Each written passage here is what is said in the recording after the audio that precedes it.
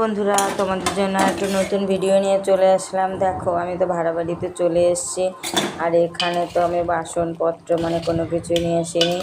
আমি যেদিন এসেছি 70 টাকা হাতে করে নিয়ে আমার কিছু ডকুমেন্টসপত্র নিয়ে ছেঁড়া একটা কাপড় জামা এক কাপড়ে বাড়ির থেকে চলে এসেছি। মানে আমাকে বের করে দিয়েছে বলে আমি চলে এসেছিলাম।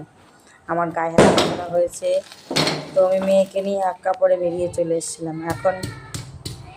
এবার যে ভাড়া বাড়িতে এসেছি সেখানেই কিছু মানে ওই দিদি কিছু জিনিসপত্র দিয়েছিল ওনার ব্যবহারের পুরনো কিছু।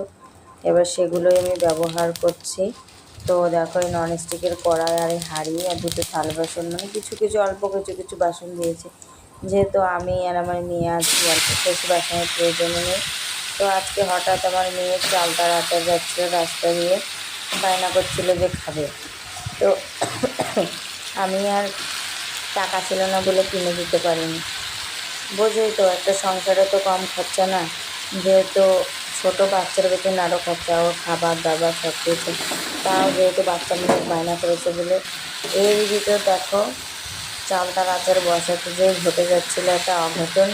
হঠাৎ করে এই ননস্টিকের কড়াইটা পড়ে যাচ্ছিলো, তাও কোনো রকমভাবে আমি আটকে চালতার আচারটা করলাম। তো দেখলা তো, চালতাটাকে আমি হাঁড়িতে সিদ্ধ করে নিয়েছি।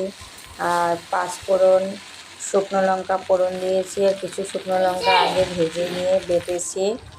আর জিরের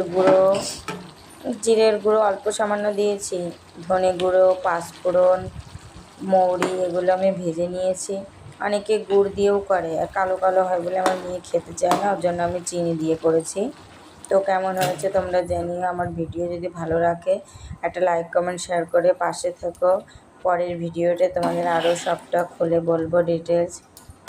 তো আমি এভাবে অল্প অল্প করেই, মানে দেখতেই তো পাচ্ছ কেমনভাবে করেছি, এভাবে চালতার আচারটা বানালাম।